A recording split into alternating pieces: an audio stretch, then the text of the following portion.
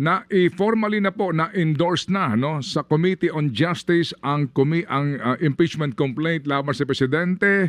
Ano po ang inyong basa dito sa usapin po ng buhay nito? Is this dead on arrival? Tatlo yun, ano, Ted. Yung isa, yung dinala ni na congressman, former congressman defensor, ay hindi yan na-endorse yata ng isang congressman. So, that one is dead on arrival. Pero yung dalawa, referred to committee yan.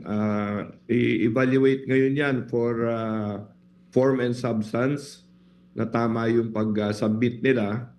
Tapos pag yan ang sufficient in form and substance, ay tatalakayin na ng committee yung grounds ng kanilang impeachment complaint. Oo nga po, no? Pero ngayon ho ba pinag-uusapan na ito ng mga partido, congressman, meaning NUP, Lakas, Federal, etc.? Well, siyempre tinignan na namin ng mabilis lang ano, yung kanilang mga complaint. Lahat kami may mga miyembro sa Committee on Justice, kaya kailangan din namin tingnan ito ng mabuti. Mga seryosong bagay ito kasi hindi naman laging nangyayari ito. Pero itong mga complaint nila, siyempre pag binasa mo na, makikita mo yung diin ano, ng kanilang mga base sa kanilang mga complaint. At ang sa tingin namin, dapat suriin talaga dahil hindi naman ganun kalalim ano, yung kanilang mga ebidensya pa na linalabas. Opo.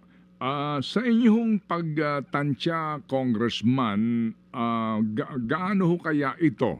Bagamat dadaan nga sa proseso, kasi ito pong usapin na ito, hindi naman maitatanggi, sinasabi po ng iba, makaka-apekto po sa ating ekonomiya, sa usapin din po ng investors' confidence, etc. Tingin po ninyo, ito, dapat ho ba gaano ito katagal at yung proseso pagdadaanan nito at yung panahon na dapat i-google ng Kamara dito?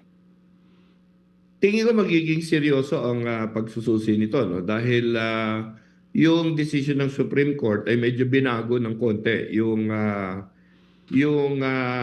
tenor ano, yung tema ng ating mga impeachment complaint ngayon, dahil sinabi nila although it is a political process, it must also follow the legal processes that ensure the rights of the individual. So, ang proseso ngayon is dapat bigyan ng kopya yung respondent. Tapos bibigyan ng pagkakataon yung respondent sumagot.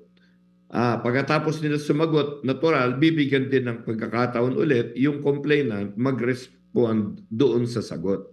So medyo yung proseso na yan, medyo mas matagal ng konti yan. Siyempre, pagka sa pananaw ng committee, doon pa lang sa unang tingin, wala na talagang kabase-base yan.